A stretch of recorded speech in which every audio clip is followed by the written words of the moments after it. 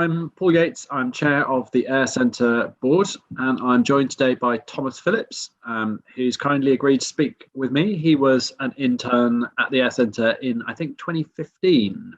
Yeah, that's right. Yeah. Very good. So could I start, Thomas? Thank you very much for joining us. And can I start by asking you what sort of brought you to a career in law in the first place? Career in law in the first place? Well, I think I think when I was very year 11, I was thinking, oh, I quite like English. I like arguing. How can I use these skills in a career, and then move towards a law degree from there, and it kind of moved through from there, really. I thought I was very open-minded throughout my degree as to whether I wanted to be a barrister or a solicitor. And actually my experiences at the AIRE Centre kind of formed that towards being a barrister. So it was a good experience for that. Because I can see you've had quite a colourful career since being at the AIRE Centre. So you're currently a pupil at Hailsham Chambers, but you've not gone sort of straight from the AIRE Centre to be a pupil, have you? So could you tell us a little about some of your experiences in between?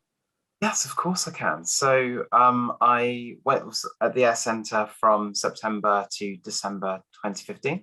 And then I went on to intern at another charity called Zacchaeus 2000 Trust, in a pub.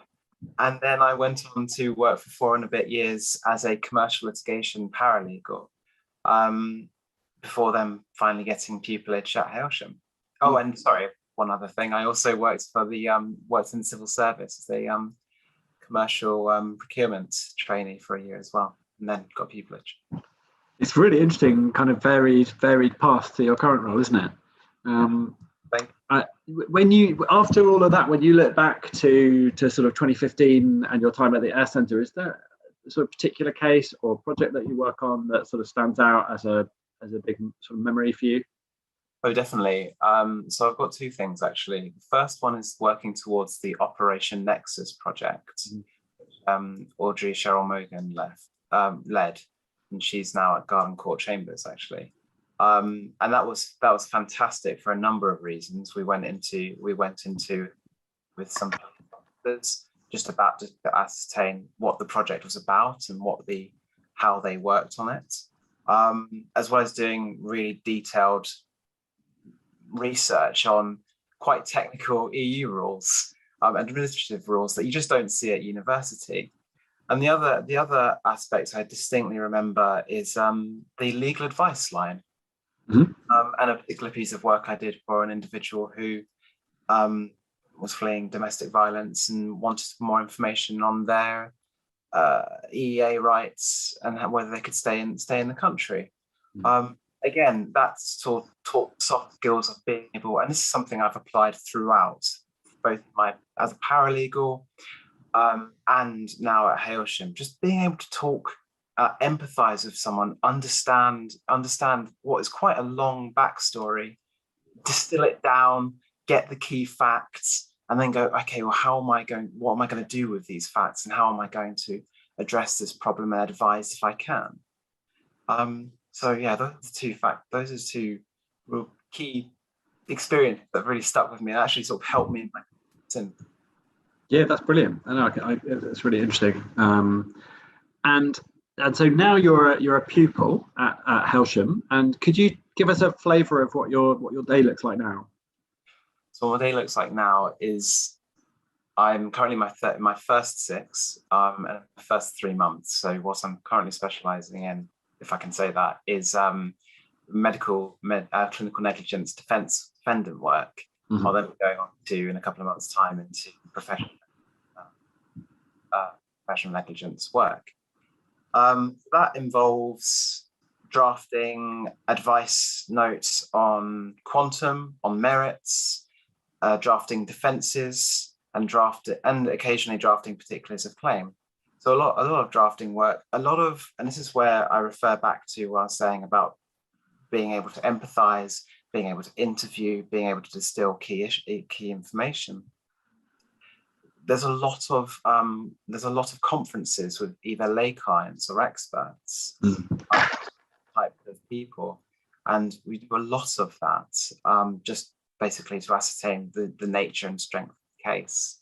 And so that's what I've seen a lot of, and that's where my experience at the AIRE Centre really has tied into that. Makes sense.